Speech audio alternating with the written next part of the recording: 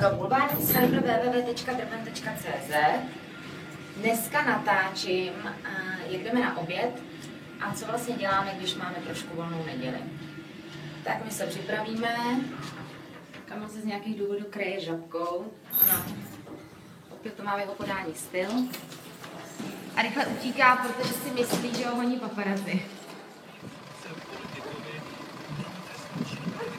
A skoč, Olí! Vypadá to jako tady vstup, že to prostě jde až tam. Ukáž. Mimino, netočně. Na drben.cz. To už tam nutné. Já vím. Jsem ho tam kouknu.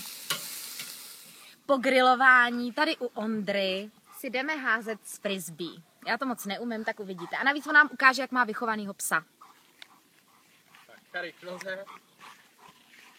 No, vidíte, jak je vychovaný.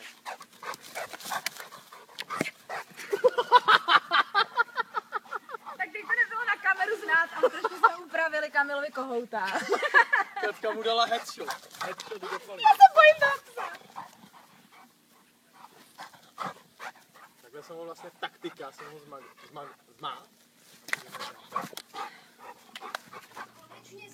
Právě teď po víkendu začínáme pracovat, klasika, takže od 6 vždycky do 9 hodin, každý den, každé ráno vysíláme ranní mejdan na Fajn rádiu a tohle to je studio, kde se to všechno peče a připravuje a za malou chvíli uvidíte, jak to vypadá, když vysíláme. Letos počet bazénů na zahradách v Česku zvýší na 270 000.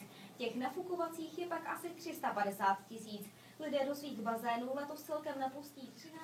Ano, i dneska jsme pro vás vybrali jeden zásadní love song, o kterém si prostě myslíme, že je fajn, že je skvělý a který nás osobně nějakým způsobem chytl za srdce a snad pohladí. No a když skončí práce v rádiu, tak já zpravidla vyzvedávám svoji dceru, která vám teď jako bonus zaspívá ve 2 letech písničku Přísahám od Terezy Kendlový. Hezkou zábavu a já se budu těšit u dalšího videoblogu.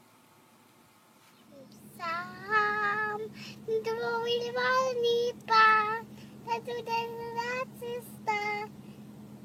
Zavržená láska. Víš, že musí dát. Padám s tebou stále, Ale víš, vedle tebe já já se. se do propast pouští, jsem jako vedou pouští, přísahám.